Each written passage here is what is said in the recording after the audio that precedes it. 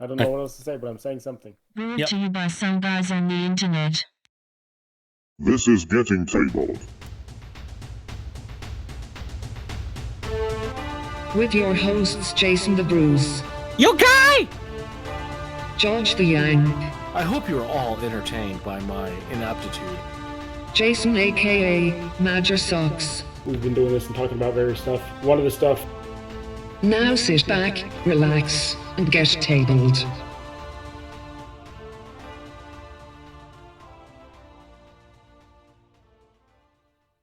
Hello, future people. Welcome to Getting Tabled. I'm Jason the Bruce, and with me, the main man of the show, Major Socks. That's right. Hello, everyone. Episode 81 tonight. George is unfortunately well, he's having some issues possibly with his dog. Hopefully his dog's okay. Yeah. We wish him the best. So Had a bit of a bad turn yesterday, so. Yeah, it kind of came out okay, but he still doesn't know for sure. So hopefully everything works out. But we got a lot of stuff to talk about tonight. We do. Thank you to those that support us. If you enjoy our content, if you get value from this, please consider supporting us on Patreon. It's only $2 a month. Gives you early access to all of the videos that we do. Well, most of the videos that we do. There is very, very occasionally one that'll slip through and you always get notification on that. I think we've had 3. I've always kind of said it's 80%, but I think there's like 3 or 4 in the history of this channel that's gone straight through. Please consider it. It would be wonderful. Newly received or noteworthy information, especially about recent or important events. All right, so we're moving across to there's this little battle that happens in a galaxy a very long distance away. It's a very long distance away from us and a very long time ago. Exactly. It's a battle of wars in space. In the stars. Yeah. So the unfortunate first topic of this is AMG's mini extravaganza was delayed due to some of their staff members having COVID. Yeah. And so due to safety, which we totally understand as a community, we don't want them to get others sick and stuff like that. Stay safe, everyone over the AMG. So they had to delay their extravaganza weekend, which would have been wrapping up here in a few hours, actually. Yeah, pretty much. But in the meantime, they still announced a lot of stuff, not just for Star Wars. We'll go over some other stuff here in a little bit. Yeah. But for Star Wars, there's a lot of stuff. So a while ago, we had heard about Battle Force boxes, and we have some pictures for those coming up. But the first one we're going to look at is these Swoop Bikes. Yeah. Which are pretty much speeder bikes, which these things look cool, and they are for 3 different factions. If you look on the back of the book, you can actually use them as mercenaries, as rebels, and as the Republic. So, sorry, Separatists, you don't get any Swoop Bikes. And Empire, sorry, you don't have any, but wait, you do. You already have the Scout Troopers on bikes, so why do you need another type? So, yeah, I am looking forward to this because I like how they look. Can use this. They look very cool. And with the fact that 3 factions can use them, they're all going to have different pilot scopes because they're not all going to be the same. Well, first things, I could be wrong on this because there could have been a release of this already that I'm not aware of. But I'm kind of suspecting that we're going to see the bikes come out of the Boba Fett show. Yes. That would be. I'd be very surprised that if we don't get that. Maybe not as part of Mini Extravaganza, but like that's something that I really think should be happening. I don't want to say it for sure but I've seen pictures out there of Mandalorian and Grogu actually, like official. Didn't we already know that? There was people have been doing that third person on their own. Oh, okay. But I think I've seen official photos. Maybe someone used a very, very good quality 3D model that they printed out. Possibly. Classes are out there, which is possible. But no, these Swoop Bikes look very, very cool. Yeah. I'll probably have to get a couple. Probably 3, because I'm definitely getting the Mercenary box. I got Shadow Collective already on pre-order at my local game store, and I already have Rebels, so there's 2 of the 3 factions that I could build. And I've got a Republic force sitting in my box that's ready to be built as soon as I've finished with my pile of shame. So Yeah. what's the point of not getting a 3rd box so I can have some Swoop Bikes with them too? So, but the Separatists, they also have some Swoop Bikes already. They have their little speeders, the swap speeders, the droid ride. And so I can see why they're not getting any either. But for the other 3 factions, getting speeders like this is a cool idea to round out that kind of a support force for the other 3 factions. I agree. So the next thing that I've listed here, we did already know that this was coming, the Shadow Collective Battle Force, but they've done a scene to stats, so this actually goes through some of the stats of what's in the box itself and how it actually plays. So I kind of wanted to highlight that very quickly, just because for the people that want to buy this, that's definitely going to be a must-read. It is a really nice-looking box, honestly. It is a very nice-looking box. You get your 2 Black Sun and Pike Syndicate commanders, and Gar Saxon is a separate box. And so I have Gar Saxon on order too, so I could field all 3 of those commanders. And you'll notice down there in the unit restrictions, normally you need 3 to 6 core units. As the Shadow Collective, you only need 2 minimum core units.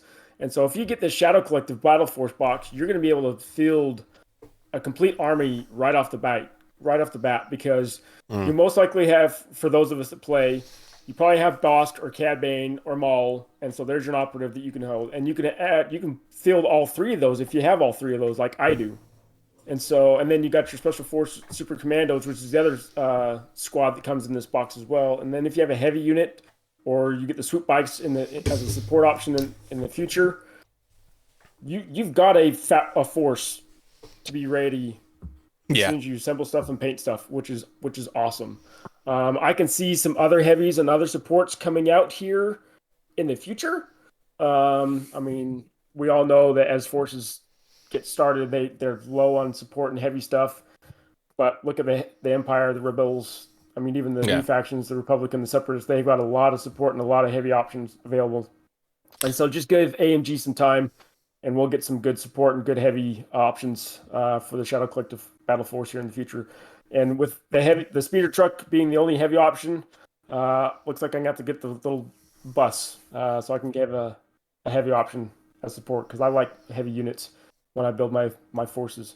Yeah. So I mean, if you're ever in the situation where you want to invest in a new force for any game, really, you're always going to need to be aware that you're going to have a bit of patience, because if an army gets released with everything up front, that's never a good sign. And there have been companies that tried to do that. It doesn't end very well, because then it's like, oh, and now we've got nothing to release for it, and oh wait, now we've got no models to. Like, you have to space these sort of things out. So yeah, another thing I do cool suspect about this is going to be very popular, though. Yes. Another thing that's cool about this is down there in the unit restrictions, you can have up to 4 special force units. Normally, a list can only have up to 3. And so people have been saying, well, I want to build a pure Mandalorian type list. Well, this is as close as you're going to be able to get. You could have Gar Saxon as your commander, and then you could have 2 squads of Blackened Forces or 2 squads of Pike Syndicates as your core units, and then you could have 4 Super Commandos as your special forces, and as almost a true Mandalorian style list.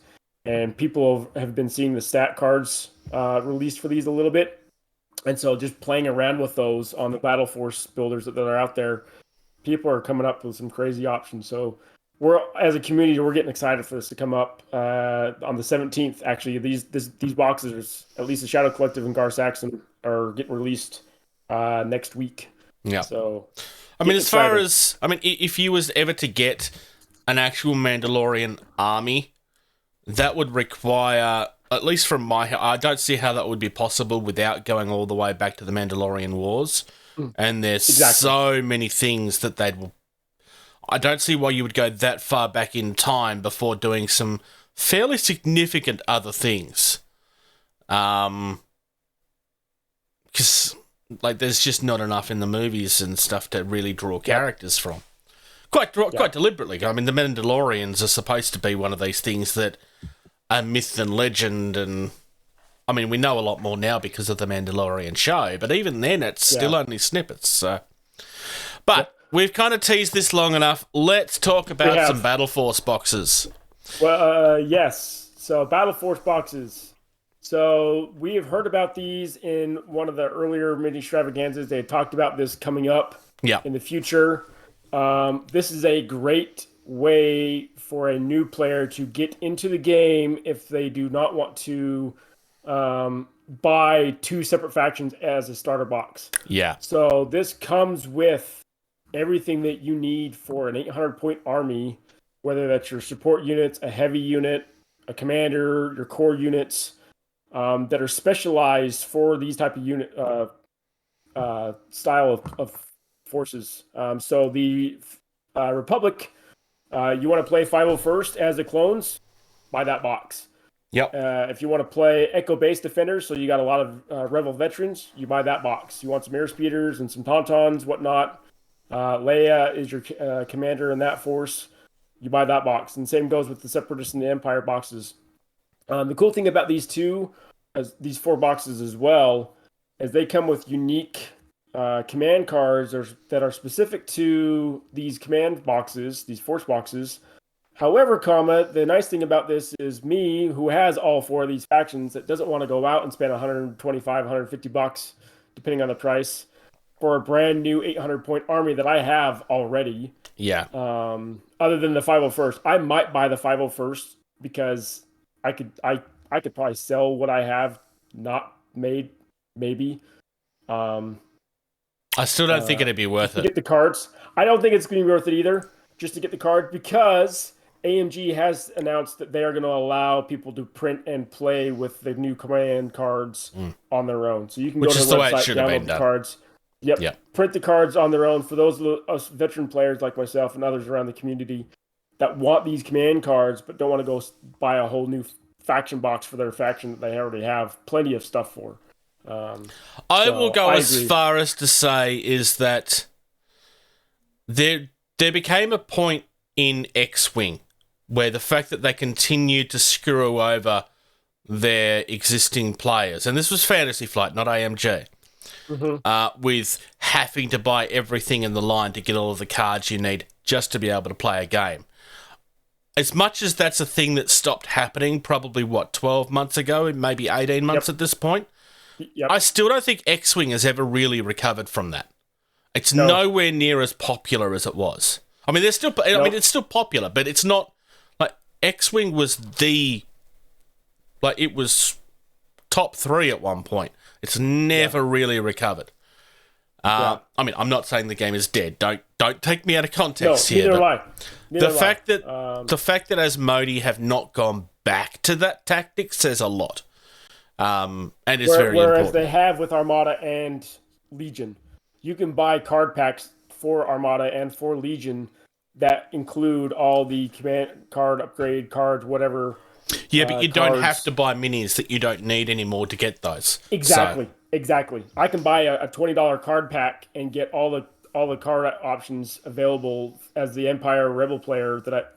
If I was a Separatist fleet player in Armada, I don't have to go back and try and find all the Rebel or Empire ships anymore just to get those upgrade cards. I can just buy the $20 card pack, $25 card pack that gives me all those cards from Armada, for example. And same thing with Legion. They're actually coming out with a second card pack as part of some of these new releases over the next couple months. It's going to have a lot of new upgrade cards. That a lot of the stuff has been mixed with the other stuff that's coming out in the future too. So I agree with you. X-Wing is still lagging behind. I can't remember for sure off the top of my head if they have. I know they have a upgrade kit to allow players to move from the 1.1 version to the 2.0 version, but I don't know if they actually have a card pack itself that just gives all the cards that you need in terms of upgrade cards, like we're talking about for Legion or Armada. I have to that. These box sets are like, this is just hitting it out of the park really, really easily.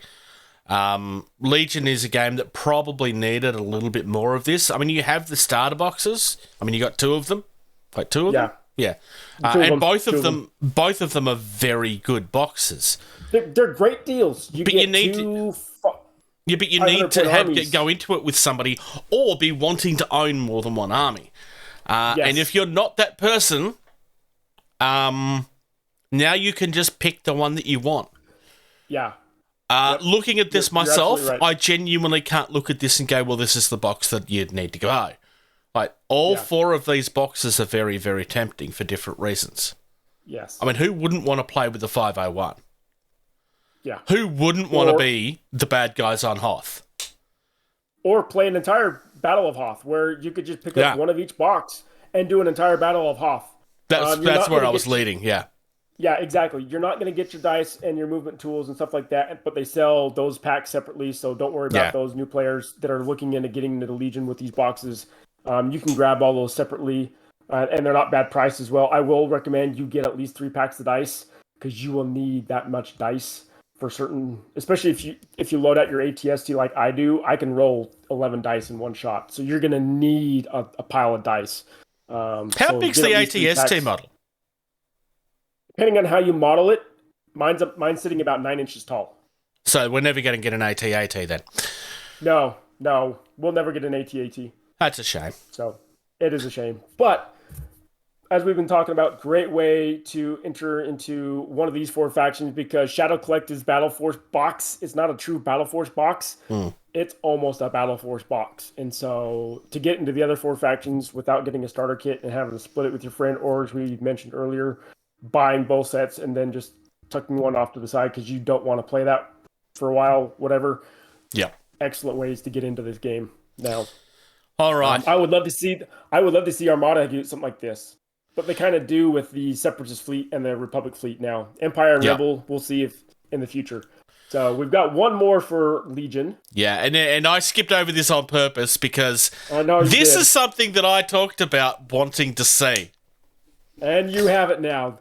We got the IG Droids. We got IG88, IG11. This is amazing. I love being right.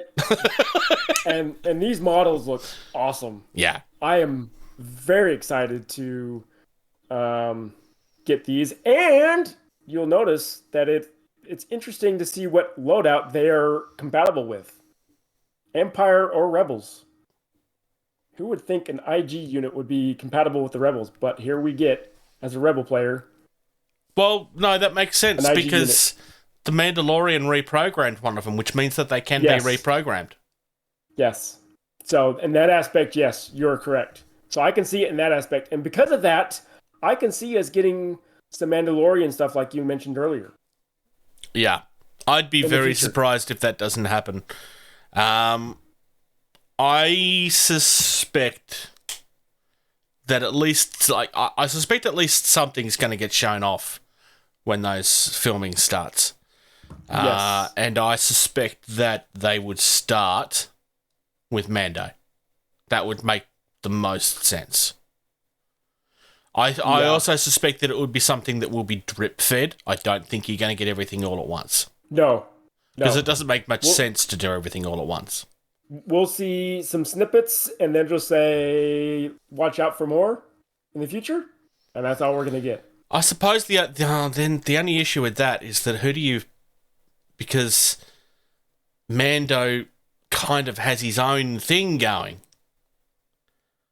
I mean, you can't really say that he works with the Separatists. I mean, he doesn't really work with anybody in particular. No, he's just a merc. He's a mercenary. Yeah, could be of course.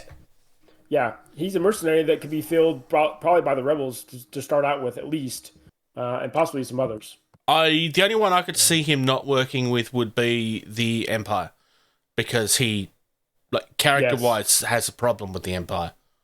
I agree.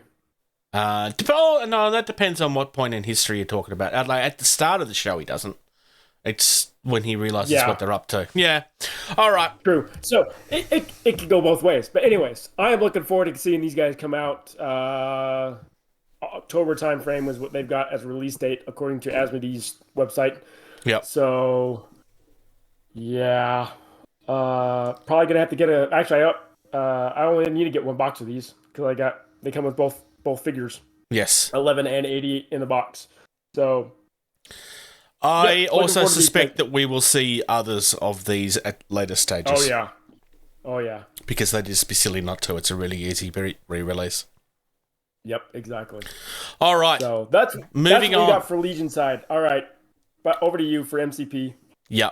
So, first things first, Malekith, which as far as the movies is concerned is probably one of the least interesting villains. But But the miniature looks awesome. This is one of the best looking Marvel minis they've done so far. This is incredible. Awesome. I'm not overly familiar with Malekith from the comics. I mean, I don't hate the villain in the movie. It's just not as... he's one of my favourite actors of all time. But the character itself is just kind of... it's just kind of there. This is a... I mean, it's also it's a $55 mini. But this is huge. I mean, you just look at the size of it and those wings. The size of the tiger itself and Malekith riding on it, you can tell that tiger's huge. Yeah. With the bat wings spread out like that too. I mean... Remembering that this is a 40mm game. So, yeah, this is sizable. Yes. Yeah, I'm already seeing people having an issue with the size of that tiger and with those wings hitting scenery off to the side as you're trying to move this thing around. Where am I going to stick this thing and set him down so he's not hitting stuff? Yep. Moving on. We have what is essentially like this is a rebox. I'm just going to say it. Yep. So previously Loki and Hela, and Thor and I'm forgetting what Valkyrie. Was two separate boxes. They've just combined the boxes at this stage and re-put them out there as a new box. Price.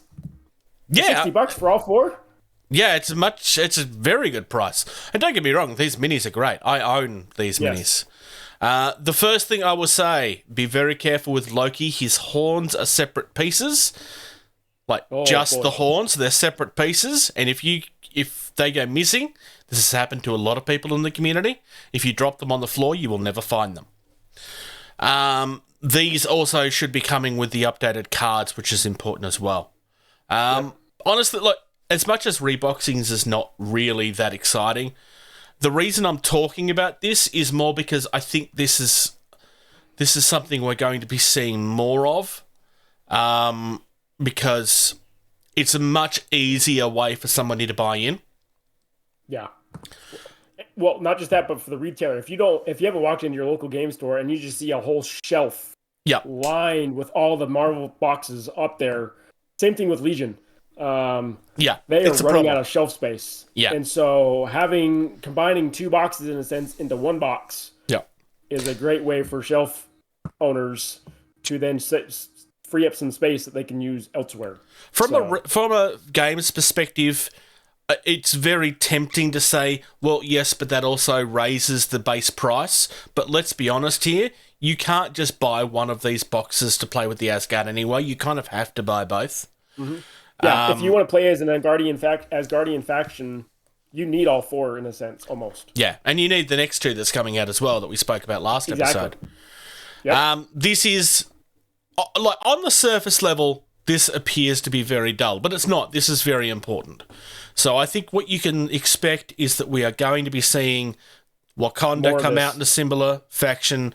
I suspect that we'll get a couple of... Maybe not the Avengers, because the Avengers stuff comes in the starter. Mm-hmm. But in saying that, maybe they will separate that off as well, because... Yeah, I saw this video. Woo! This is video... No, these are separate boxes as well. No, yeah, so the Asgardians will stay where they are. So we have, very similar to the X-Men last year, the next one is some very, very classic... They're calling this Shield versus Hydra, but basically, I'm just skipping through this video and showing it off on the feed. It's all classic to the point where that's the original Human Torch. That's not the Fantastic Four one.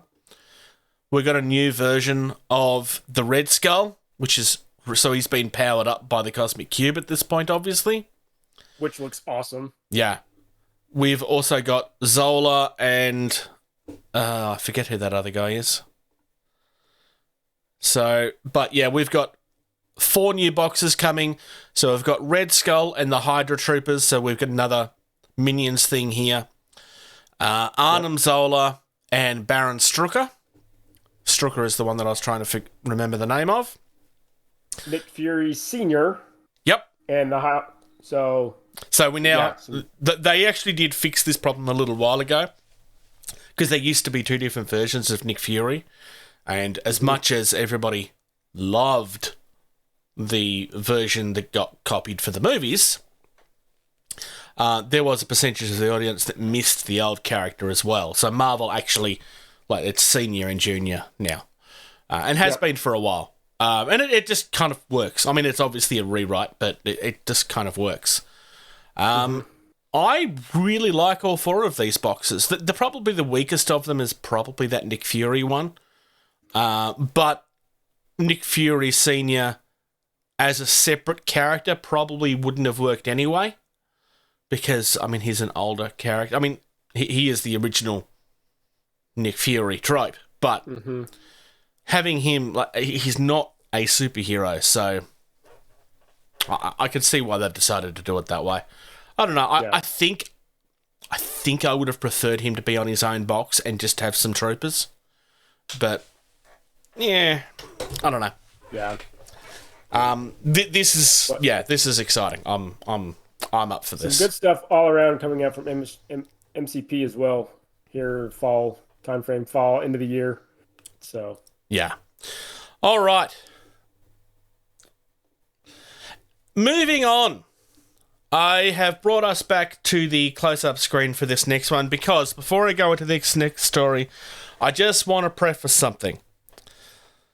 I am going to be reading two information releases from 2 separate companies.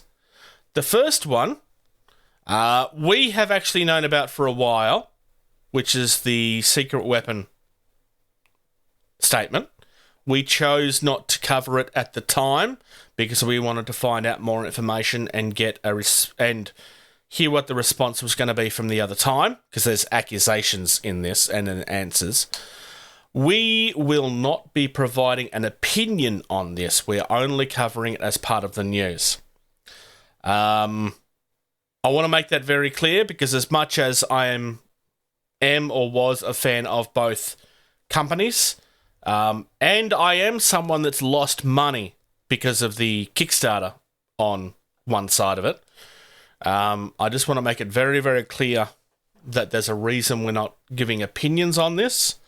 But if you have opinions on it, obviously feel free to voice those. One side has suggested what you should probably be doing if you're unhappy with one side or the other. So I am going to start with... This is a post from Justin McCoy of Secret Weapon. And this is a post that he put out to the Kickstarter on June the 1st. So this is 11 days ago at this point. Secret Weapon Miniatures Incorporated has spent the past 7 months attempting to resolve a dispute with Troll Trader / TTCombat over their false claim to hold a license to Secret Weapon intellectual property and sales of counterfeit product within and outside of the United States. That claim has made it impossible for us to find a legitimate partner or buying of the Secret Weapon IP. Secret Weapon Miniatures has made a good faith effort to resolve this by offering to enter into a license agreement with TTCombat upon payment due for products delivered. That offer and others have been refused. This situation has forced Secret Weapon to default on its debts to the US bank, who now hold the Secret Weapon IP and all outstanding accounts payable. We will continue to do our due diligence in an attempt to resolve the IP issue, to work with the US bank to find new owners. Until that happens, Secret Weapon can take no action to resolve outstanding projects.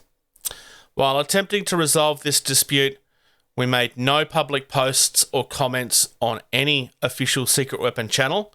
We regret the anxiety and the silence that this silence has caused for many of our community. Going forward, there will not be regular updates here until such time as US Bank has resolved questions regarding Secret Weapon business assets, including but not limited to the HD bases design, which is the campaign that this post was put out on. While Tabletop Combat continue to falsely claim to hold any rights to any of our IP, no other company has been willing to involve themselves in the dispute, and so we and the US Bank remain without legitimate buyers or licensees.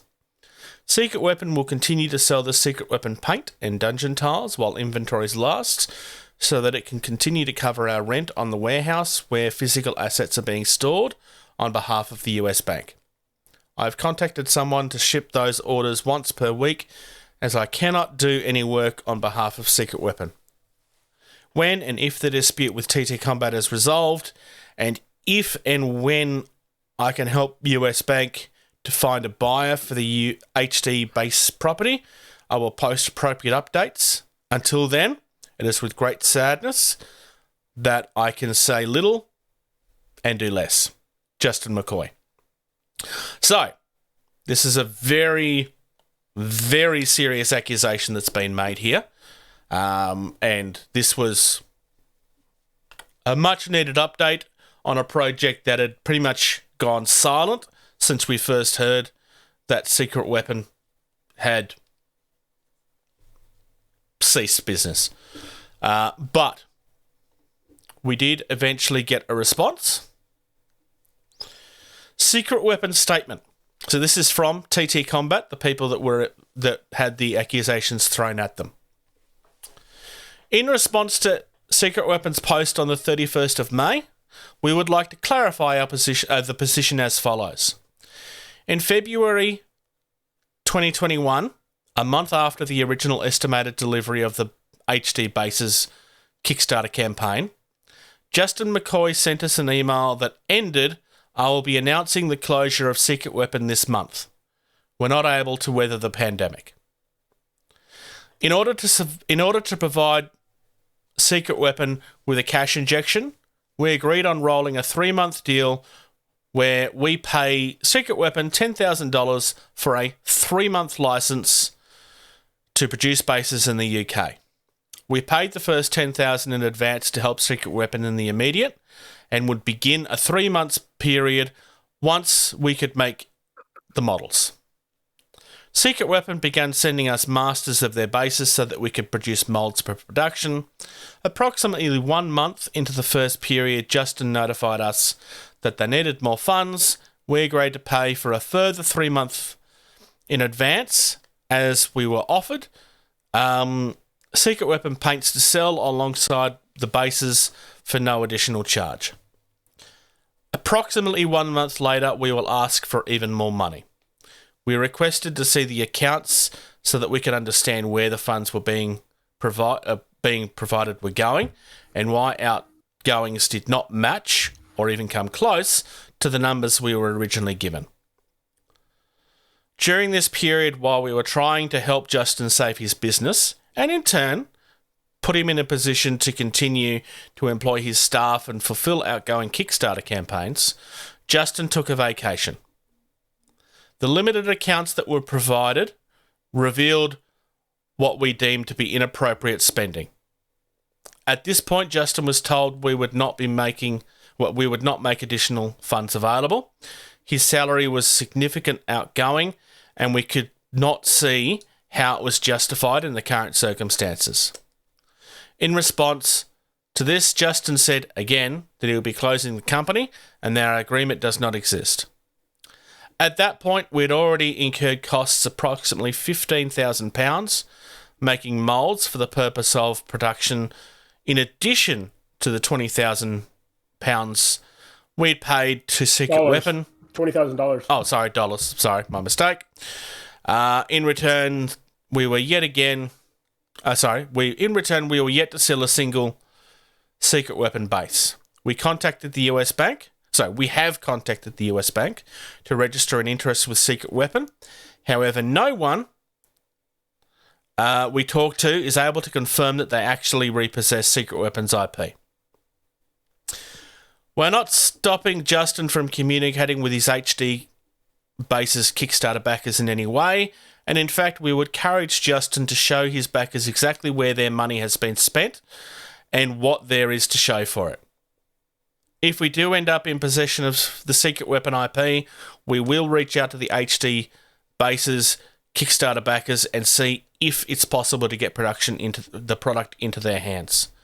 To conclude, we'd like to make the following things clear. Secret Weapon had already made the decision to close as early as February 2021. This was months before we even discussed, let alone entered into the license agreement. We have never made or sold any counterfeit Secret Weapon product, nor would we. All Secret Weapon products were made available under license, as described above. There is no formal, ongoing dispute with Secret Weapon on the issue. We are not in any way responsible for Secret Weapon defaulting on its obligations to the US bank or anyone else it owes money to. Safe to say that we wish we had never crossed paths with Justin McCoy. So, this is a response that's been very, very carefully written. Obviously due to the nature of the accusations that were made. And fair enough, I would argue as well. So, that's where things stand right now. I will not be providing any opinions on the subject. I will, however, be stating this.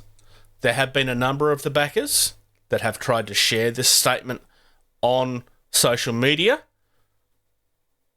and every single time those posts have been removed. We, as a channel, have seen evidence of this provided to us. The only places they have not been removed at this stage is where they were shared on the Kickstarter, and that's because they cannot be removed from the Kickstarter without them doing a lot more work. Mm-hmm. It's going to be interesting to see where this lands. Now, I'm sure that listeners out there are going to have opinions. I can guarantee you, I have my opinions. I'm sure you do. I had opinions on this the morning the original statement came out, and I can confirm that my opinion has not changed since this was posted. We will continue to update on this story. We felt that it was too important not to cover it, but we also felt that given that we have history on both sides of the argument, that it was important for us not to provide an opinion of our own. Because again, I am one of the backers of that Kickstarter, so I have lost money through that, and it could be seen that that's just me being bitter.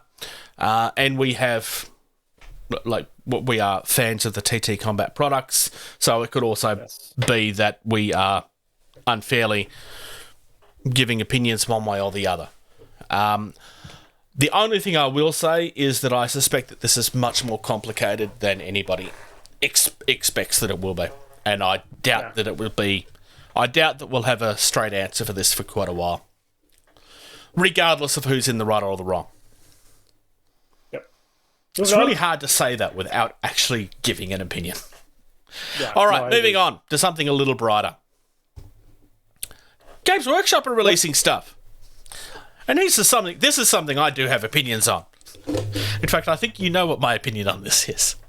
All right, first things first, we're getting some new Astra Militarum models, which is genuinely exciting. So we've got some new Cadia stuff coming, which includes a new Sentinel, and I think it's fair to say that that old Sentinel model did need to get redone. They did share a video. This did come out a little while ago, and it kind of just hints at the stuff that's coming. We've got a new character model, Ursula Creed, which is nice. Kind of has a very much a Karen feel to me. She's just out there asking to see the manager of the army. She has a really nice looking coat. I love the head sculpt. I love the fact that there's an optional helmet. because let's be honest, it doesn't make a lot of sense that they wouldn't have armor. Mm-mm. The new Sentinel is really, really nice. Yeah, it looks nice. I do have a question on this release, though. So, the big thing that the community has been asking for a while now is we want some Catachan models. So why are we getting more Cadia stuff? Which is a planet that's supposed to have been destroyed. Now, I realise that the army still exists, but the community very clearly asked for one thing, but they're getting delivered another. I mean, I know that's very unusual for Games Workshop, but don't get me wrong, like, this stuff looks incredible, but the voice for an update on the Catachan models has not been a quiet one. Yeah. Oh well. Moving on. We've also got some more looks at the Votan, specifically an Ironkin model. So this is something that was originally designed for mining, which kind of makes sense given that what we're talking about. I don't know. I kind of like this. I think this could be fun. I like the fact that they're actually showing the inspiration for it. So this is very clearly something that used to be a droid. Yeah. And then it's been kitted out to be something that serves on the battlefield. It kind of makes sense in the Warhammer 40,000 world, where everything gets repurposed. Yeah, I like this. Obviously, I still want to see more because, well, it's too early. Yeah. Yeah, I like this, so it's going to be interesting to see where this goes. Coming up next, we have a miniature that's... Well, it's a miniature, but this thing is... I don't know if I call this thing mini. No. So, the keen eye among you will be going, why is it $35 for a 3D printable mini? How does that make any sense? Okay, well, this is how it makes sense. Because it'll take you about 2 years to print it. Those steps are going around the side of the Mini. Each of these platforms are 28 million scale. This thing is huge. There's pictures of this that you can find on their Kickstarter, on their website and so forth, that show actual 40k models, Age of Sigmar models, standing on those steps and around those platforms. This thing is well over a meter tall. It's ridiculous. So what this actually is, this is a gaming table, is what this is. Yeah, exactly. This would be a heck of a D&D scenario. Yeah, you're not going to be able to... I've read some of the comments that there's nothing going to be interior in terms of interior sculpting for the actual miniature itself, but yeah, that'd be a heck of a fortress to go and conquer as a D&D raiding party or even just any party that wanted to... or game out there that wanted to fight over this, because it looks pretty cool. I mean, it's pretty much a skeleton with a built-in fortress with cannons, pretty much power and various platforms, as you mentioned. So, it's ridiculous. I mean, I love this thing, but it's ridiculous. Well, like I said, if it's a meter tall, it's going to take you about a year or two to print, because throughout this thing, you're going to have misprints. Oh, You're going to have stuff that's going to be a little bit off, and so you're going to have to either reprint something or you're going to have to green stuff some stuff to fill in some of the gaps that got misprinted. But man, I'm not buying it because moving every year or 2, 3, yeah, that's not. I know something's going to break. Yeah. So, for context, I've brought up the pictures from Rocket Pig's actual website. Not website, on their Facebook page, showing the actual minis on it. It looks like this has been shared by somebody that's actually purchased it and shared it onto their page. This thing is just nuts. Okay, maybe it's not quite a meter tall, but it's absolutely huge. I will send you one of the pictures. Where am I? I don't know. Where are you? I'm accidentally showing the next statement. So I want that, and I want to send it to Major Socks. And then you can have a look at that while we go into the next story. Why can I not find you? There you are. All right. So, moving on. TTCombat are a company that we've never spoken about before, so let's have a look at what TTCombat are doing. Never. So, there's actually nothing new from TTCombat this week, but there was last week, and there was there was quite a few excited voices. You in particular, I think. Hey, they're releasing a product that, in my opinion, is evidence of something that we started. Oh, I have to agree. Yes, and I am not a Scourge player, nor really like the Scourge. I mean, their ships and stuff look cool, but my goodness, does this miniature look awesome. So, even though it's Scourge. For the people at home, would you like to explain the conversation that... It was you that had the conversation with Lewis, right? Not Lewis, with Dave. Or was it Levi? So No, it was you. That was me. My camera just went all fuzzy for some reason. Anyways, yeah, so back in 2017, I was able to go to Gen Con and talk with Dave Lewis about some stuff. And one of the questions I asked him was a Dropsquad type of game. And he said, it's not totally out of the question or process of my mind of where I want to take these games. And lo and behold, what do we get as an exclusive for an event? A 32mm Scourge Warrior model. Yeah. Which looks flippin' awesome. Yeah. So there's not a small part of me that is very, very tempted to just buy 20 of these. Now, I'm not doing that because I can't afford to do that. I was going to say, I'm surprised you haven't even ordered one. I haven't ordered at least 30 of them already. I don't have the money. I'm really tight at the moment. There is a project that you know that I'm doing at the moment. Yes. That, whilst not as expensive as buying one, is not cheap. So, yeah, there's factors. Yeah. Not going to say what that is. I might hint at it again later. This is absolutely incredible, and I feel fairly confident in saying that I think the response was even more positive than TTCombat expected that it would be. I'm hoping they come out with the other factions as event exclusives in the future. Well, I'm just gonna say this. I made a comment to TTCombat. It's like, there's never going to be shutting up the Dropsquad commander comments now. Oh, no, not after this. And their response was, okay, that's fine. We welcome it. So, because if they put out the other 4, the comments are even going to get even harder and more persistent. So, not like they already are. We can comment. We can offer a couple of things. There's definitely been discussions about that game at TTCombat, more than one of them, and we know this for a fact. Yep. We also know that there's been discussions about what they would call that game if it was to be done.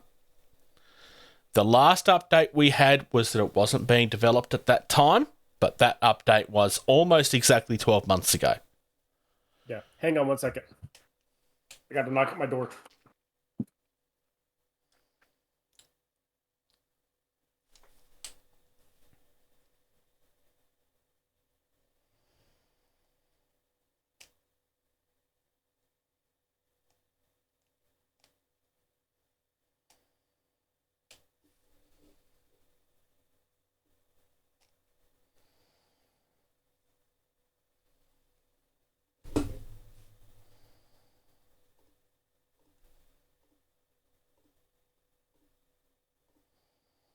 Sorry.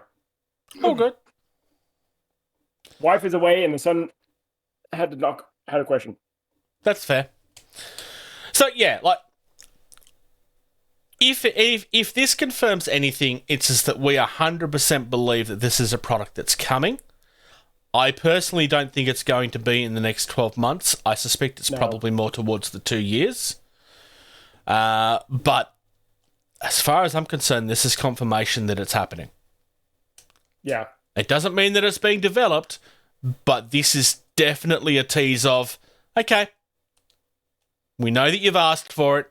This is going to happen at some stage. I really hope that they do this in the way that Lewis said that he wanted it done, which was the drop squad commander took place inside the buildings while you're trying to find the assets. Because and that floors, in a sense. Yeah. Or a whole floor was your entire battle board. Yeah. Let me grab my cat from off the top of my table before he starts chewing on pieces.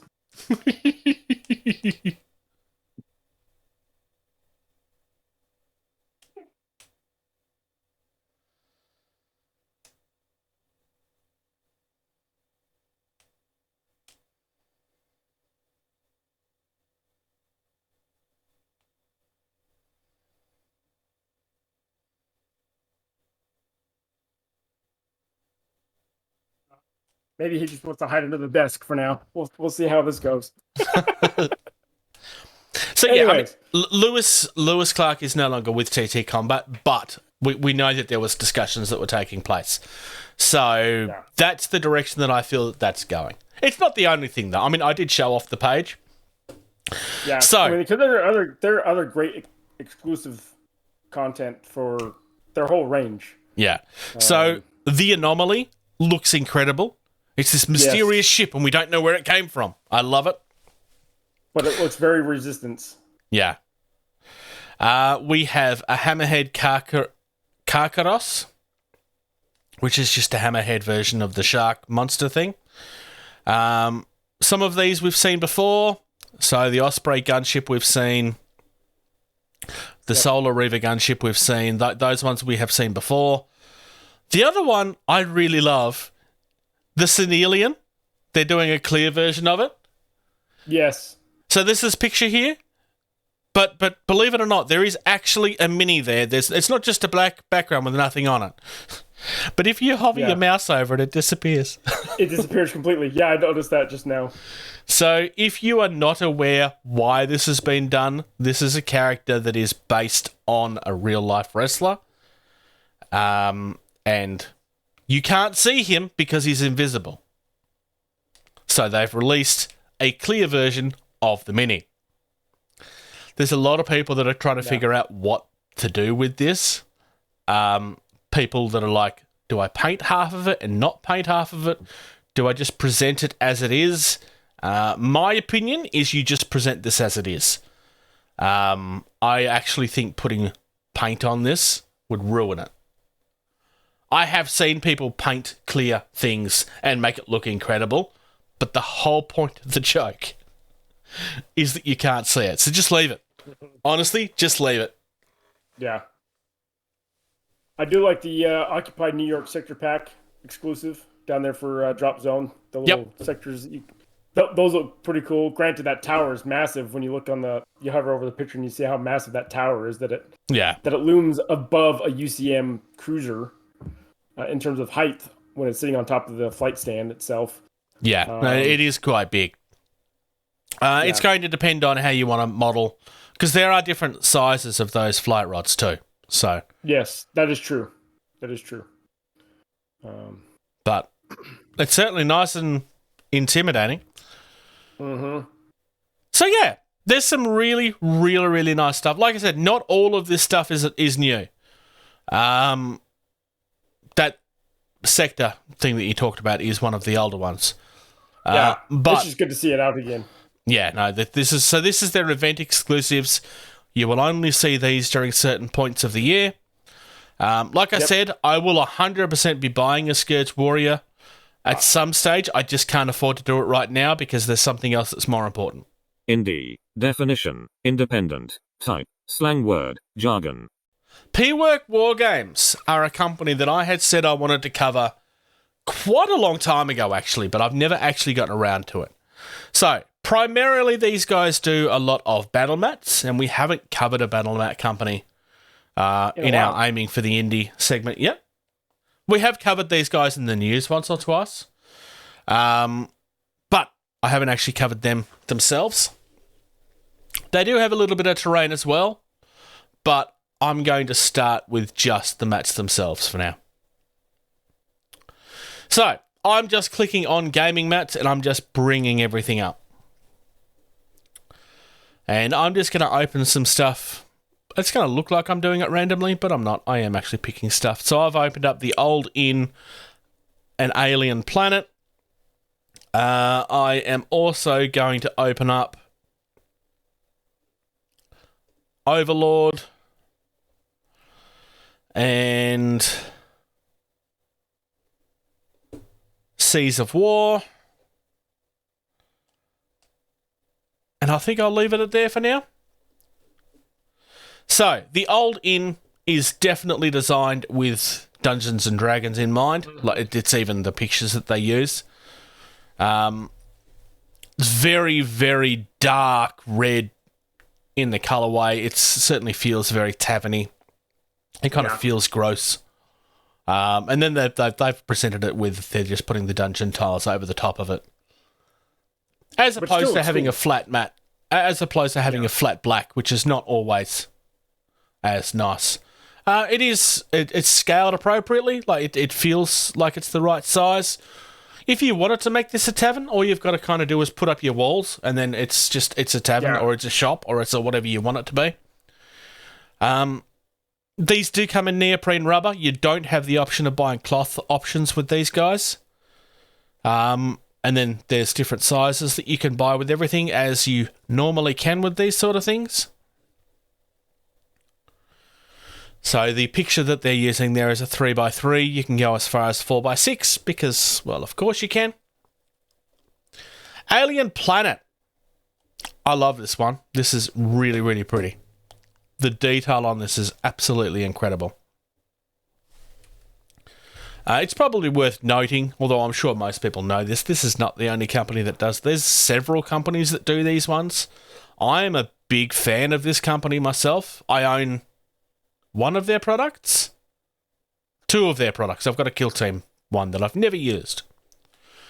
But the details on this is just absolutely phenomenal. Cool. So I own one 3x3 that I purchased for Marvel Crisis Protocol, Wild West Exodus, and a few other things. I bought something that felt generic enough that it could fit anywhere. Overlord is a beach map. Like, quite literally, that's what it is. Yep. So you've got a beach, move it into some grassland. I love the fact that they've broken it up with rocks, because that's kind of what you end up seeing in real life. Yeah. It's just that smooth, natural transition. There's some dry, broken ground, which is, again, kind of a natural thing. I really, really like this. Yeah. On this particular one, they actually show the breakup of what it would look like in each size, which I really like. Mm-hmm. And each version obviously still has the coastline. Seas of War. It's an ocean. I'm sure that's really shocking. Mm-hmm. So, what is it you play? Is it Victory Sea? Black Sails. Victory Sea. Victory Black Sails Sea. and Victory Sea. Both of them. Yeah, so that's where you're aiming with this. For me, it would be Kings of War Armada, obviously. Yep. And again, shows you the sizes. I do need a water map at this stage. I almost brought one recently, but did you?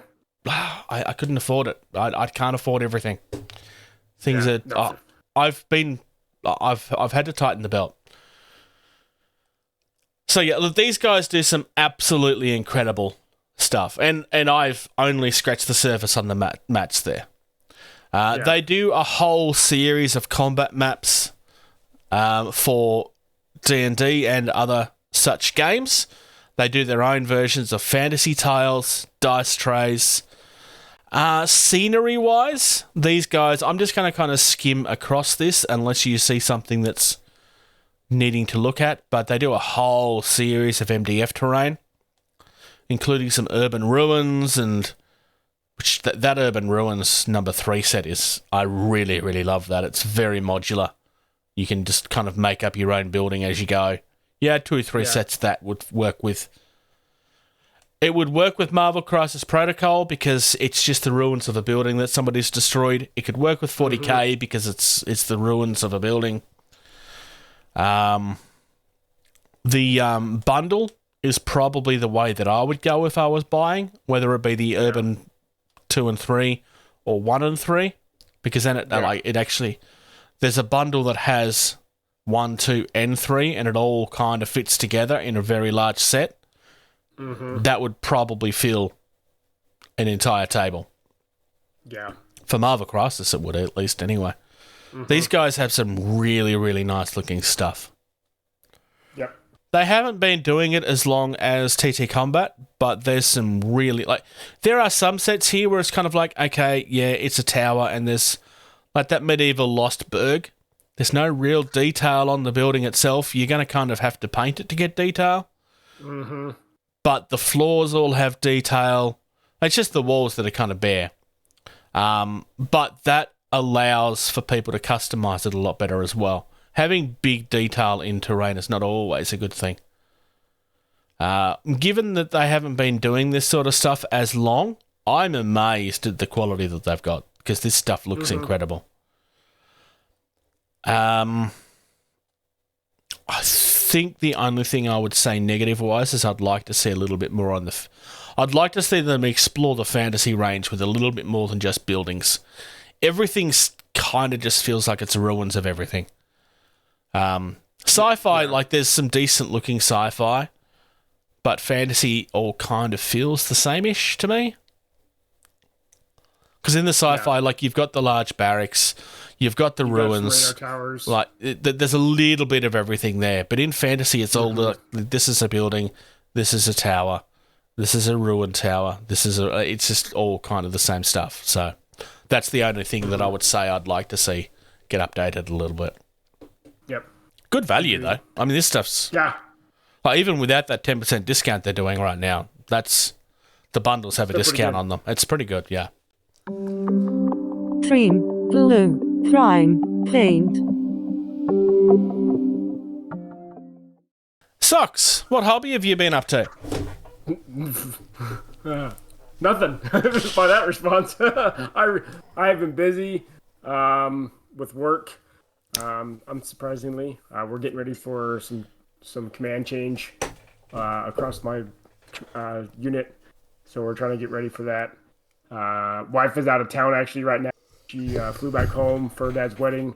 So I'm watching the kids. I'm geobashing / watching kids. So I haven't done anything really in a week. I hope to get some stuff done here soon. So, yourself? Well, what night was it? Thursday night? Yeah. Thursday night I finally started doing some tests with the speed paint, which I know I'd said had been coming for a while. Honestly, I've been dealing with a bit of hobby burnout lately. I've really been struggling on that front. And I know that you know this already, but I'm just kind of... Sometimes when you push so hard for so long, you just get to a point of, I just can't. And I've kind of been there for a good couple of weeks.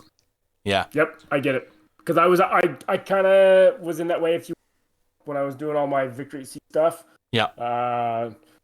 Because there's a guy here in the local community that reached out on our Facebook page saying, hey, is there anybody in the local area that's wanting to play? And so I sped through all my Japanese stuff, and I haven't played a game with him in 3 weeks because he's kind of just disappeared. That's a shame. On Facebook. Yeah, it is a shame. I reached out to Facebook. We were chatting individually through Messenger, through Facebook, and I was just like, I kind of gave up, unfortunately. Truth be told, I reached out a couple of times, and I even went to the store and said, hey, I'm here at the store because we said we're going to try and do Saturdays, and he never showed up. Until I'm just like, well, what's the point of doing this? So I'm kind of, that has kind of turned me off on doing anything hobby right now, because I'm just like, what's the point of doing something with this guy if he's not going to show up or respond to any of my messages and whatnot, and try and reach out. Star Wars wise, I'll probably get back into here in the next few days. Actually, over the next few weeks, with Shadow Collective coming out this week. So I'd use some speed paint on some stuff that I'm not going to show off, because I don't want... That's for a side project. They are actually some Infinity stuff, but I'm not using them for Infinity. They're not even for the faction that I intend to use for Infinity. I brought these like 4 years ago, and they remained untouched in their box for months. I could have, in theory, done an unboxing, but I didn't see the point because it's a box that they don't really sell anymore. So I didn't really see the point in unboxing it for anyone. So they're being built for a project that is very slow burn. Like, this is not the project I was talking about earlier. Beyond that, I went out for games Friday night. I was supposed to be playing a game of Don't Look Back, but the people that I was playing with were playing something first, and it kind of ran over. And after a good couple of hours, I went, it's okay, and I headed home because I got to watch a few things. And don't get me wrong, I'm not upset. I genuinely enjoyed myself. I got to watch some people playing Marvel Crisis Protocol, and I'm finally kind of on that because I was really excited about that until the pandemic kind of burnt me out on a few things. And Marvel, I've not really gone back to because there wasn't any point. I'm kind of keen to. I really want to play Marvel again. Yep. Which is good because honestly, I don't even really need to do much. I already have the models. They're not all painted though, so I do kind of need to paint some stuff. Unfortunately. I also got to watch a game of Kill Team, which is a Games Workshop thing, just for your sake. Honestly, looks like a lot of fun. It's really simple. Like the previous Kill Team was a lot of fun too, but the new version came out with the new templates and stuff, and there was a lot of people that were like, this is dumb. The game actually looks really, really good. Their movement templates are all done with like symbols and circles to try to make it easier for new people. Because the whole point of Kill Team is that it's supposed to be an easier version of 40k to draw people in. Yeah. And honestly, I think the new version's better than the old one from what I'm looking at. People can hate me on that if they want, but I think it blows the old one out of the water. It's a much better game. From what I saw, I wasn't playing, I was watching, but it's much better. The other thing I got to see was some people playing the DC Universe game. So this is done by the same people that do the Batman miniatures game. Yep. But it's the superheroes instead of the Batman people. So it's people with superpowers instead of just a guy running around in a bat suit. Just weighing with lots of money. Yeah. Honestly, it looks like a lot of fun. Again, not buying because I don't need it. But yeah, I do know a couple of things that I would buy if I brought into it. So yeah, that's where I've been. Purchases wise, I haven't really purchased anything miniatures wise the last couple of fortnights, and there's a reason for that. I am preparing to build something. Our Patreon knows what this is, but they are the only ones that know. Oh, no, you guys know what it is, obviously, because you guys have been part of the discussion. So my last month has largely been me sitting down with pen and paper and planning a very significant build. The plan is that it's supposed to be starting within the next month. It's not so much, I know where I'm getting what I need for it. The problem is getting that stuff here because it's not something that I can carry on a motorbike. And it won't fit. Yeah. It won't fit on my housemate's car. So I'm going to have to organise that. We do have a plan for that. It's just a matter of lining everything up. So at this stage, there's been 4 articles that I've written for a blog that are available exclusive to our Patreon right now. The build that I'm preparing to do is a fairly significant one, and something that I feel I can pull off. What's the word I'm looking for? I'm definitely testing myself with this. It's not like an easy thing for me to pull off. There's some things that I want to achieve in this that are going to be fun, especially if I do it right. Hopefully this is something that I'll look at and I'll be able to go, yeah, I'm really proud of that. So hopefully it works well. Yep. And turns out to be a really good video, because there will be a video that comes of the final product of me not just building it, but actually showing it off, showing how I did it. So, because the intention is, like, there's a whole series of video types which is showing you how people did things if you want to build one for yourself. This is a very popular one in our community for obvious reasons. Well, not obvious to you and me, not to the people we're talking to. My aim for this is that this is going to be something that hopefully will reach out to people outside of our community and push our content further, because that's what I would like the result to be. Yeah, agreed. Talk nerdy to me. And we are covering a little game called Drop Zone Commander. So, if this is the first episode that you've listened to, 2 episodes ago we touched on, so that would be episode 79, we touched on the basics of Drop Zone Commander and Drop Fleet Commander. So we're going to try to remember to keep on referring back to that for the people that aren't aware, because if we don't, we'll just end up getting the same questions that we did last time. But this particular section is just about looking at certain aspects of the game, and we're just slowly going through everything. So, if you're wanting context, the context that you're looking for is within episode 79. We're looking at PHR today, and we're looking at the heavy. I mean, it says heavy tanks, but there are no actual tanks in this. It's all walkers. So No. PHR is primarily... They do have a few tanks, but they are not in their heavies. All their heavies are walkers or a flyer ship. Yep. So, and so... Would you like to start with the Odin? Yep, so the Odin Heavy Walker, it's a squad size of 1 to 6 at 65 points apiece. In version 1, you would actually buy these as separate walkers, but in the new version, they have all combined those new heavy walkers into one big mass conglomerate grouping, and then you can just buy optional weapons on the side to change them up a little bit. So you can still get those old walkers, the Inyo and the Hyperion walker. You'll just have to upgrade the weapons in that aspect. But anyways, it has a move value of countermeasure passive of +5, 15 armor, 2 damage, and it's a walker type. Its primary weapons for the Odin are dual railguns with a move and fire value that's gated, so you can move the full fire. You have a front side arc, and then range counter just 24. 2 shots, 2+ accuracy is 2+ in the energy 11. So it's a pretty well rounded off heavy hitting tank, especially with those energy 11s.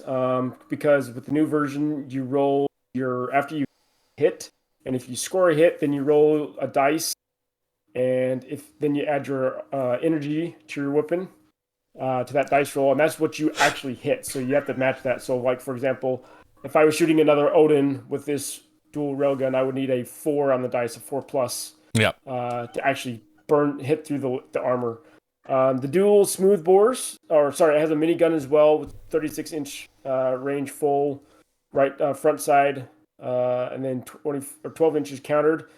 This minigun, it's primarily going to be used for if troops are sitting next to a building or out in the open. That's the only time you're really going to be using this minigun. Otherwise, don't bother taking it. You're going to take it because it's a primary weapon. But as I stated, the only time you're really going to be shooting it is troops are sitting on the side of the building, shooting at you out of the building or out in the open. And then you have dual smooth bores, which is a front side infinite range for full 12-inch counter, 2 shots, 2+ accuracy, energy or energy of 10. So it's not the greatest in terms of. It can still hit enemy units, but this one actually has the special rule of Devastator 2 for scenery. And so if you want to shoot some buildings that have an objective in it before those troops potentially find it of your enemies, this is the weapon to take. So it's pretty nasty. And then if you really want to destroy some units, take the Hyperion. You can actually replace the dual guns, smooth bores, or the Hyperion for no cost. So for 65 points, you can take either of your options in terms of weapons. A Hyperion laser is pretty awesome because it is infinite whether you have countermeasures or not. So you're shooting across the board. Granted, you're only getting 1 shot with a 2+ accuracy, but the energy 11 is pretty nice. Again, as I mentioned, with the have the energy against your armor, but with the destroyer of 5+ on this weapon, if you roll a 5+, I think it's on your shots. I can't remember. I'd have to look at the rules. Well, I'll look at that as Bruce goes over the next weapon. But if you roll a 5+, I think it's an automatic crit. Yeah. So pretty nice. I like the Odin because the Odin kind of it's one of those things where it can kind of do a little bit of everything. It's just a matter of obviously you need to be able to predict what you need to use it against. Yes. For some sorts of heavy tanks, the Odin can do very well. The Hyperion will do really well again with that Destroyer 5+. I'm finding the rules right now. Download them. Yep. So while you're looking at that, I'm going to go over the Zeus. So the Zeus Guardian Warrior, it's 80 points, squad size of 1 to 6, takes up 1 slot, move of 2 inches, countermeasures is active and it's P3+, armor of 15 still, damage of 2, type as Walker, and its special is Command Center. So we have a railgun, nothing in its move and fire like the other one. The arc is front and side. Range is infinite in full, or 24 inches in counted. It's got 1 shot, accuracy of 2+, energy of 11. So that's very, very, very similar to the other weapon on the other one. But it also has the minigun, which is exactly the same as the previous minigun. Nothing special about it at all. However, it has a defense network. Any friendly walker unit without the large special rule within 3 inches of this unit gains a +5 passive countermeasure save if it doesn't already have one. So this is actually helping the rest of your units as well. Yeah. Yeah. So with that defense network, all of your standard units and some of your transports, like your Junios and stuff like that, don't have passive countermeasures. So you stick a Zeus by it, just one Zeus, you're going to give them, in a sense, a shield. So this is pretty nice. Also with the command center, you can put a commander in there, so you don't have to put your main commander. You could put a secondary commander in here as well.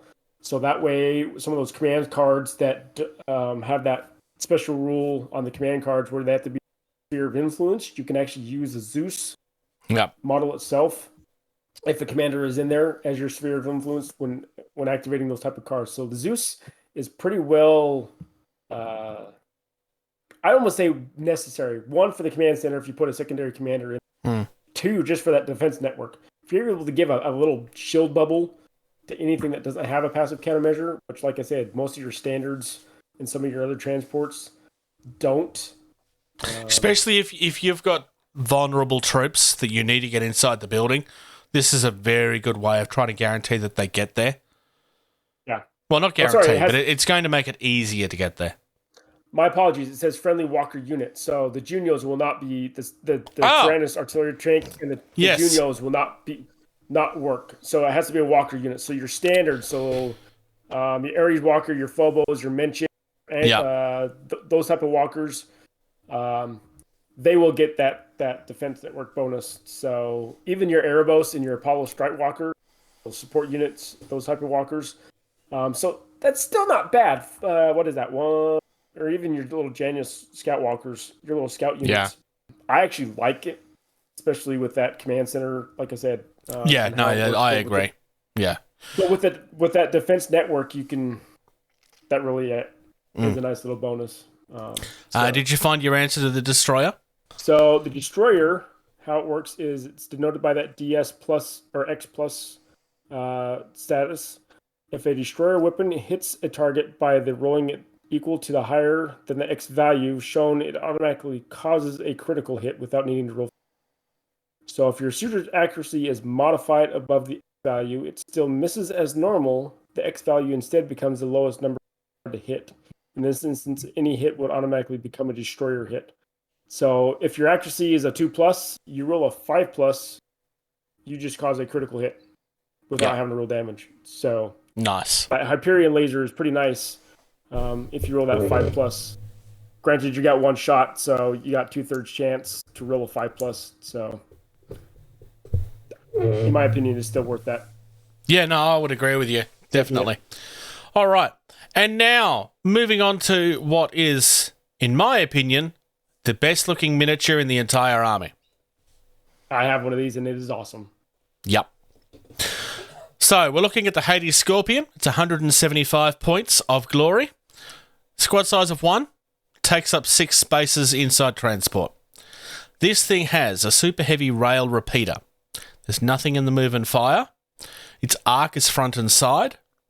The full range is infinite. Counted range is 36 inches. It's got one shot, accuracy of 2+, energy of 12.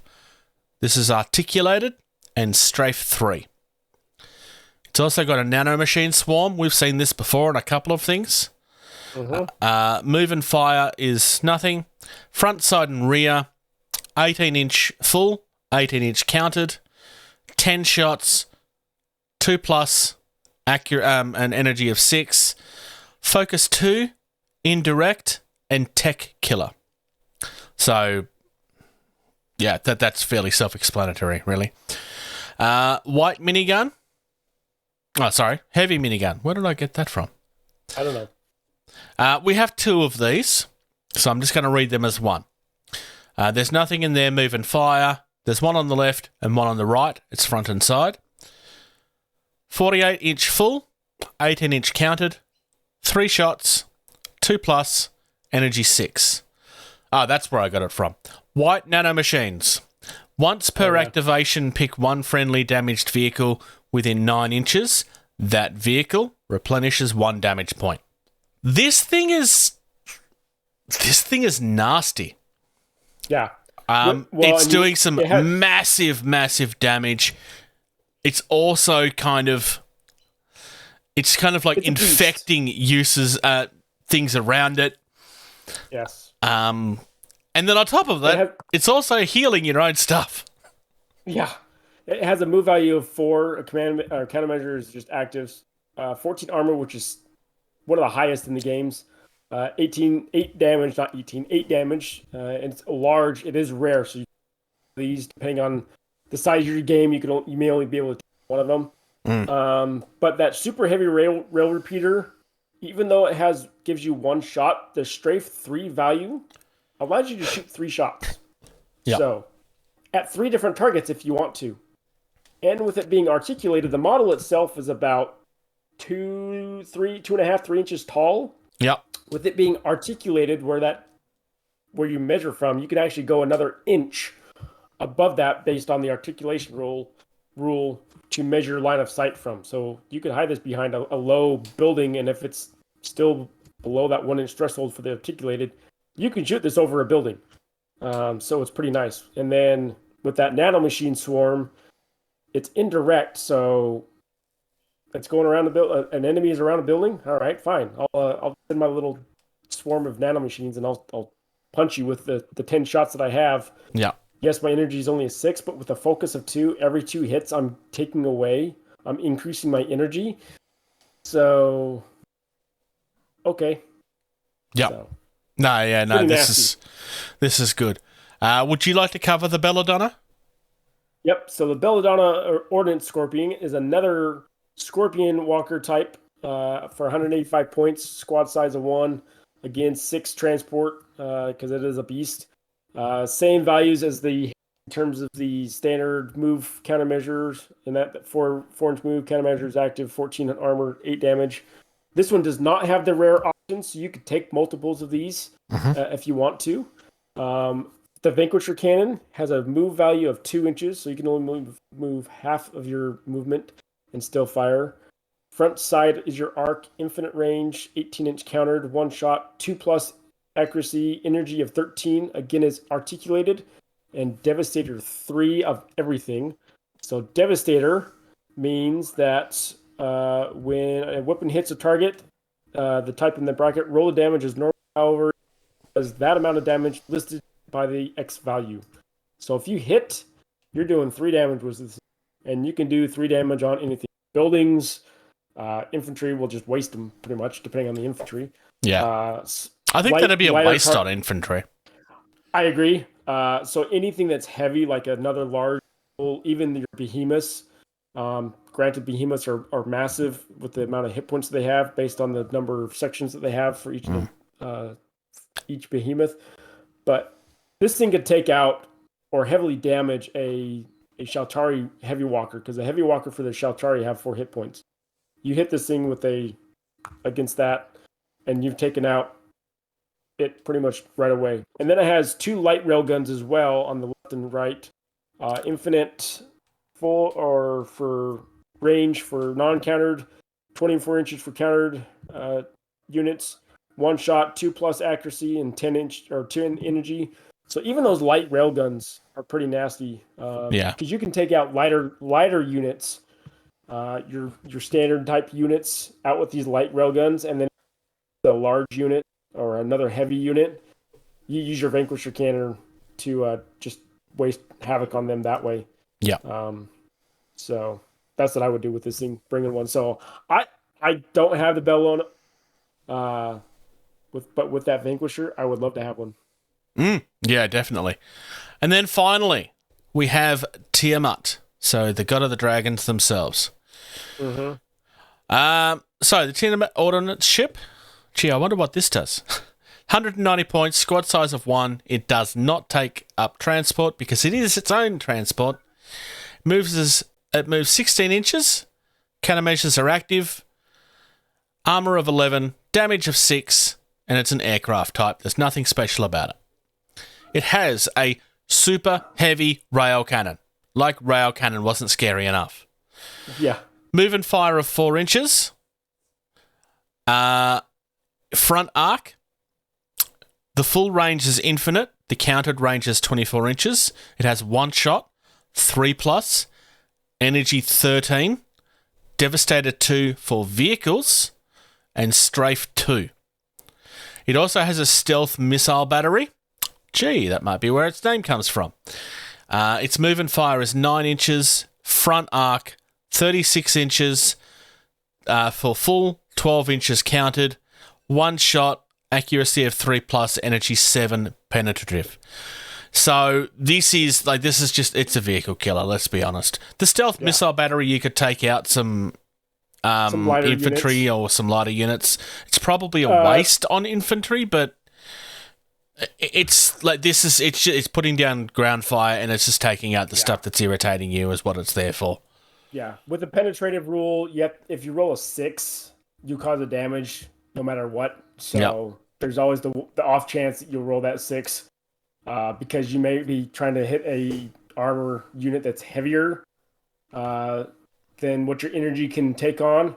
But with that penetrative rule, you might as well try. So yeah, no, I agree. It may be the saving shot that stops you from losing a game. So true.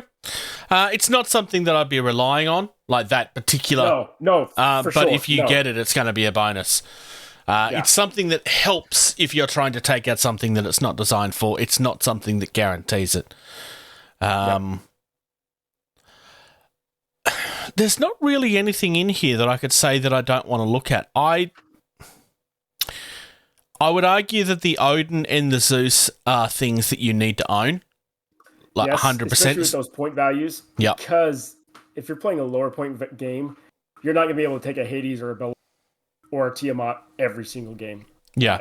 If you play a minus 1,000 game in terms of point size, the Odins, the Zeus, the various types of Odins, you're going to need to take some of those, definitely. Yep. As a heavy option. Hades and the Belladonna, again, just these things are all really, really good. I think the Belladonna is probably the stronger of the two because of the Devastator All. In terms of weapons, yes, but in terms of if you've got a commander that's wounded or another unit that's wounded, those white nanomachines of the Hades is pretty nice. True. So it can go either way. If you want to kill some units, definitely take the Bellona with that Vanquisher Cannon. Oh, Bellona, I'm reading that wrong. Yeah, you are reading it wrong. If you want an overall support unit that can also heal you at the same time as some of your units, take the Hades. So it really depends on what you want in your army. And I have seen people, when the Hades came out, I have seen people mod it so that it can hang underneath the Phobos. Oh, okay. The Poseidon dropship. So each of those little nubs on the knees of the walker itself is where it actually connects to the inner side of the dropship. And so I've seen people actually mod it with it hanging underneath the Poseidons. Nice. So it's pretty cool. Yeah. So, but yeah, again, Odin and Zeus are a must-takes. I think anywhere you go, if you've got the points value, it's a toss-up between the other three. Yep, and it's going to depend on who you're going against. Belladonna's probably a little bit more versatile because it's Devastator all. But honestly, Bellona. Don't get me wrong. I'm not saying that Bellona is the only one that you should look at. I love the Scorpion because Sox is right. The nanomachines are very, very much key. But it depends. This is one of those things where it depends on how you feel the game's going to go. Yes. Because if you're facing someone that can take out your important stuff, the Hades does something that the Belladonna never will. In saying that, if you're in a big game, there's no reason why you couldn't have both. But that's a big chunk of your points otherwise. That is a lot of your points. That's in a smaller game, I would lean towards the Hades because it also supports. And it's easier to justify because it's cheaper. But agreed. Tiamat, I don't see somebody taking unless it's a bigger game. But I would argue that again, these are all things you need to own. It's just a matter of being able to build what works for you. Definitely pairing all these with a transport ship at a minimum. Because that is the bane of the PHR is they are one of these slower factions on the tabletop. So the Poseidon will set you back 70 points. So for the Hades, that means you're looking at 245. Yeah, 245 for both the walker and the transport. Yep. Because you're gonna drop this in the middle of the board most of the time, not near the front, but a foot or so in the board, and just let it sit there. You're going to want some stuff to help support it, so it's not just shooting stuff on its own. But with that 9-inch range of those white nanomachines, you're going to be able to protect itself as well as protect the others. Yep. As it's supporting others. Placement of the Hades is going to be the most important part of... Like, if you're going to take that, you need to give some serious thought as to where you... Because if you place that in a bad spot and you lose it, or it's ineffective for the rest of the game. It's a 4-inch move, or you're picking it up and it's taking a couple of turns to be picked up by its Poseidon and repositioned. I mean, with the range that it has with that super heavy repeater, 36 inches with the counter, there's not many places, depending on the shooting lanes of the scenery that you have of the terrain itself.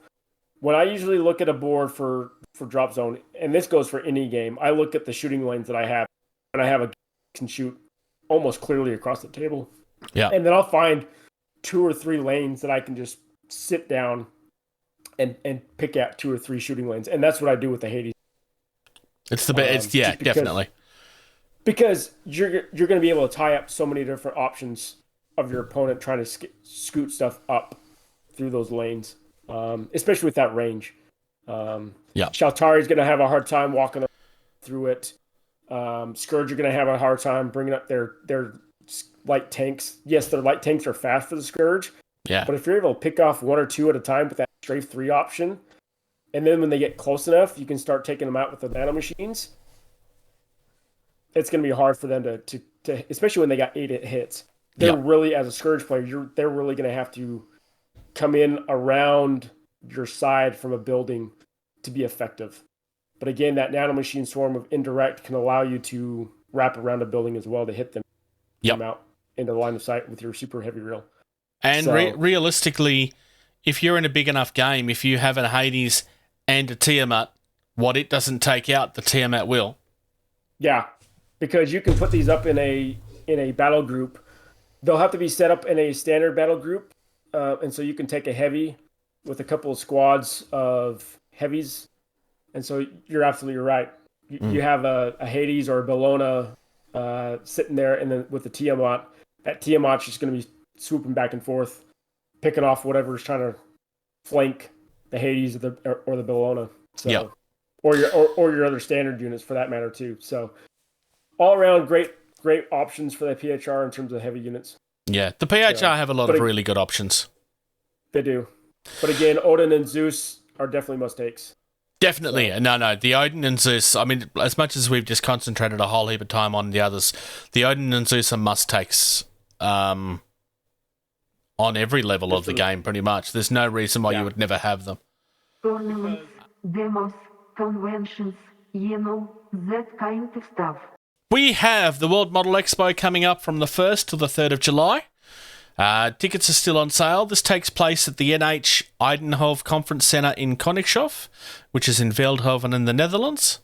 Gen Con is August 4th till 7th. Badges and tickets are still on sale.